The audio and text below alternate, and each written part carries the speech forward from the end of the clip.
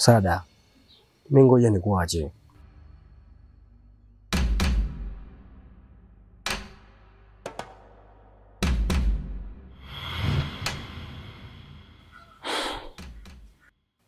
Unajua mimi nilibadilika kwa sababu yako.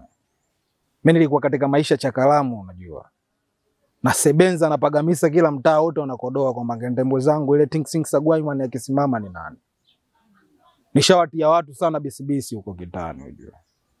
Shasababisha sana ujue umitaa mapanga shaa wapi wabishikufa wanakodoa, ujue. Shapiga sana watu mapanga. Alafu dakika za mwisho mimi nakuja kubadilika na ishi maisha ya kweli yote kwa sababu yako, unajua. Kwa hiyo mimi nashindwa kukodoa, ni kitu gani wewe unafikiria mpaka unafanya upuuzi wa namna hii? Why unamkumbatia mtu azalane rafiki yangu? Yaani inakuaje yani? Kwamba nielewe kwamba ile ndo mtu wako unanionyesha au vipi yani? Gozi, hakuna chochote kilichokuwa kinaendelea hapa. Huo ni wasiwasi wako tu. Alafu huyu mtu, mimi nilikuwa namshukuru kutokana na msaada alionipatia. Au sio?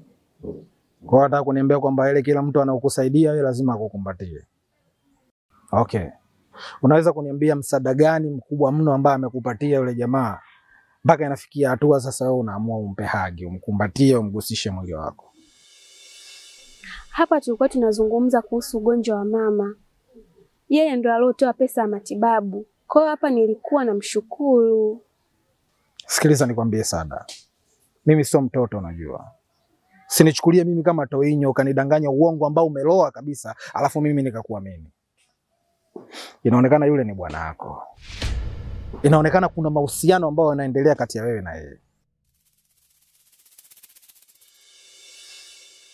Kwa hiyo usitamani kabisa kujua rangi yangu ambayo sijawahi kukuonyesha kabla. Sikia, mimi ni mtu mbaya sana nikibadilika. Na naomba uniambie ukweli. Kuna kitu gani kinaendelea kati yako wewe na yule? Mimi Gozi ndo unaponikasirishaga hapo hapo. Sasa unataka kunilazimisha nikwambie ukweli gani na kati nishakwambia ukweli? Unataka nikwambie yule mtu wangu na sio mtu wangu? Mimi unaniuzigi kweli yani.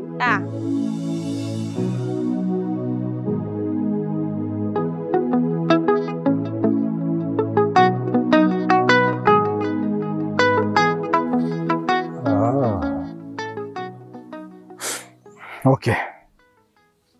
Haina noma. Nimekuelewa sasa. Unajua mimi usiku kucha nimepagamisa unajua kwa sababu ya ugonjwa wa bi mkubwa. Alafu dakika za mwisho nimefanikiwa kupata madusko hapa. 30 hapa. Na imani itasaidia. Asante. Baridi.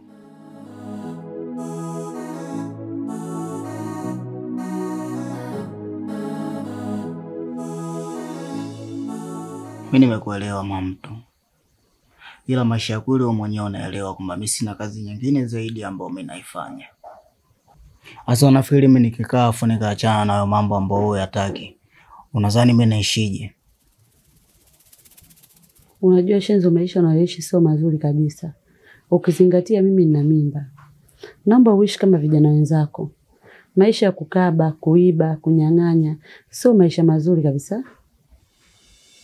Jaribu kufikiria. Kesho na kesho kutwa mimi nimejifungua. Mtoto wako anakuja kuambiwa kwamba baba yako alikuwa mwizi na ndio kitu ambacho kimemuua. Hivi unafikiri mimi nitajisikiaje?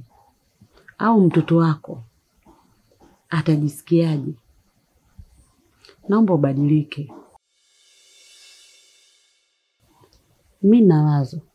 Ndani nina hela kidogo.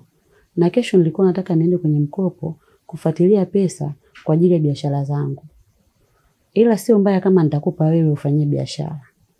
Wewe una idea gani ya biashara? Kama ndio hivyo mamtu hapo utakuwa umetisha, si unajua kuna mchongo wa biashara hapo. Afu mimi usio ulijua kabla wewe nimetikasi hapa nilikuwa nauza chips, si unajua. Kwa hiyo hapo imeisha, yani tukiwa na gola chips itakuwa unyama, mbona tuko hela. Unachosema una uhakika Shenzo?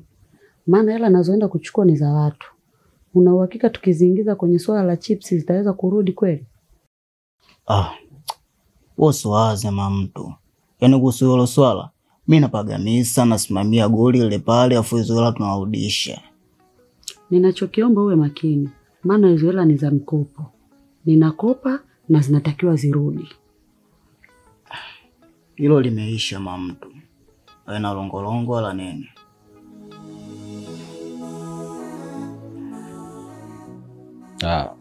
Bi mkubwa, mimi nafikiri sitakuwa na muda mrefu wa kukaa hapa, maana nimekuja mara moja tu. Nimekuja kwa ajili ya kuangalia hali yako, lakini pia kuna vimatunda hapa nimekuletea ili uchachue mdomo kidogo kuondoa uzekezeke.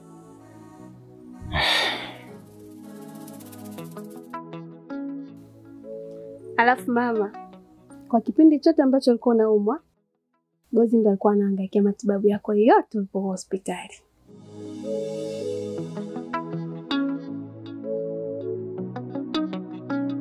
Asante sana baba. Mungu akubariki. Na kiukweli una moyo wa pekee.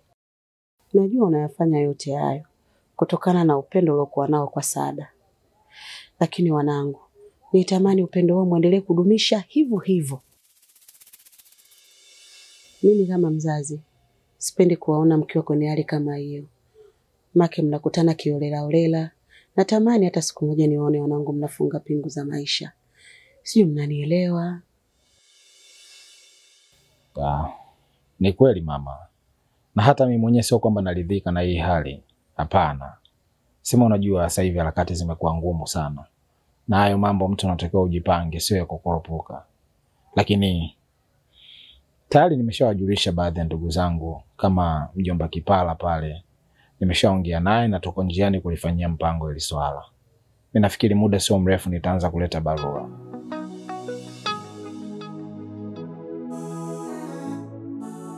Alafu baada ya hapo hatua nyingine tutaendelea kupagamisa, haina shida mamangu.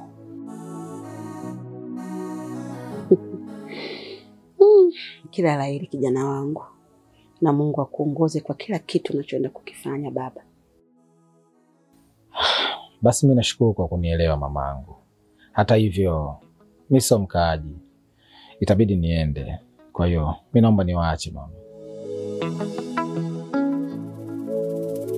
Haya mwanangu, karibu tena. Jisikie kama uko nyumbani wakati wote mwanangu, karibu. Asante sana.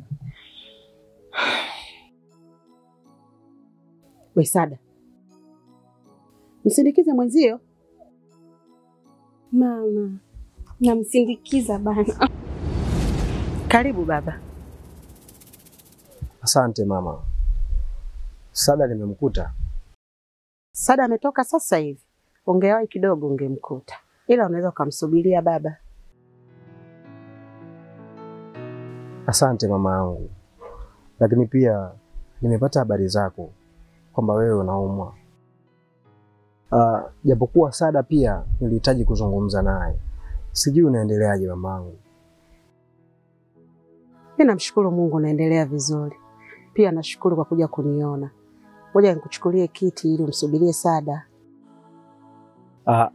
Hapana mama. Nimekuja tu kukuona mara moja. Lakini kwa sababu Saada hayupo, si vibaya kama tukionana siku nyingine. Sawa?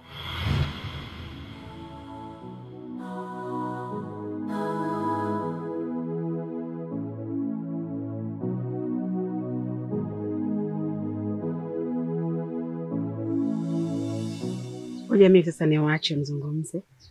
Niende ndani. Sawa mama. Tema, karibu.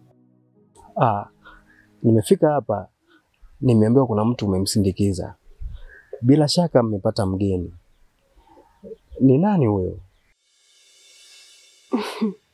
Basi unadhani hata ni mgeni? Ni mtu tu hapa hapa. Ni mwenyeji nyumbani. Nilikuwa nimemsindikiza Gozi.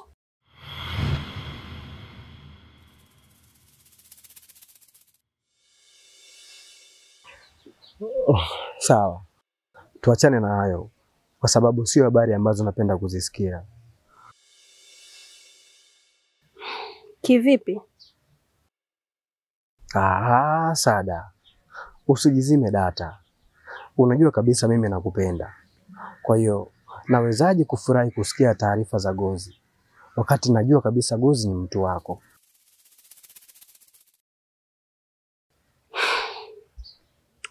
Sasa Tema, kitu gani kinachokufanya ukose amani au kisikufurahishe? Na wakati unafahamu fika kama mimi na mahusiano na Gozi. Okay, tuachane na hayo. Mimi nimekuja kumuona mama. Kwa hiyo ngoja nimwachie kiasi kidogo cha pesa. Nafikiri unaweza ukamnunulia matunda. Sawa?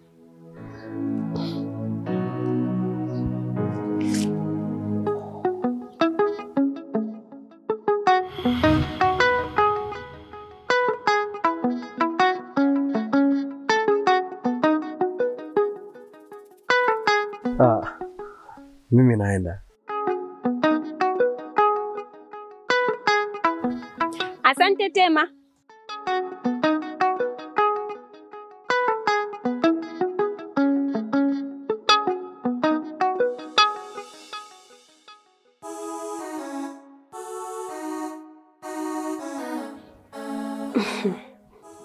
Datuli, kiukweli nayatamani sana maisha yako. Yaani unaamka asubuhi, unaenda kazini, unarudi jioni. Yaani natamani sana. Natamani hata na mimi ningekuwa kama wewe. Na ndio maana mara zote nimekuwa nikikuomba unisaidie kunitafutia kazi. Maana si unajua siwezi kumtegemea Gozi kwenye kila kitu.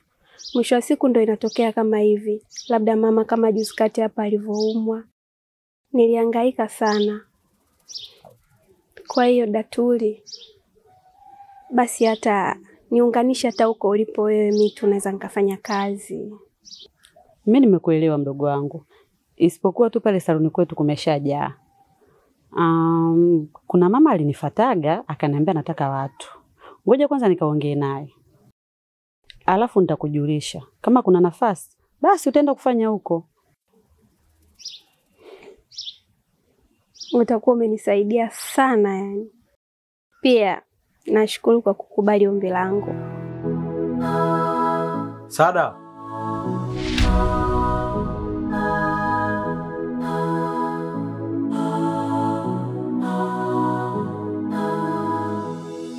Sada.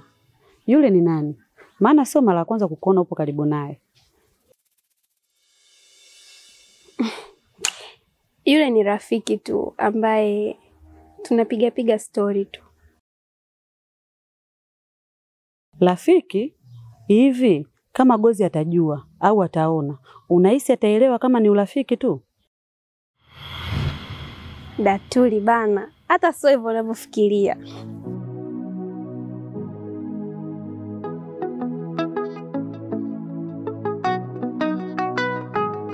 Tema, vipi? Mbona kama hivi? Unaelekea wapi? Naenda kuchukua hesabu yangu barabarani hapo. Maana kidogo anasumbua sana kuleta hesabu. Kwa hiyo naifuata. Na kama akishindwa kunipa leo, basi nachukua pikipiki yangu. Sawa. Mimi nipo tu. Nilikuwa naongea na Datuli pale. Alafu kuna muda nimekutafuta sana kwenye simu, lakini ulikuwa haupatikani.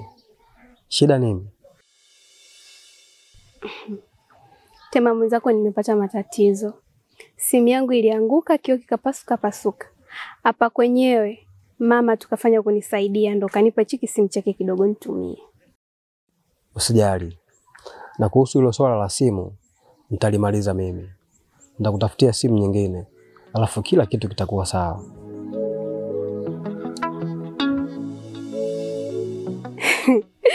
Tema kweli? Ya, kweli.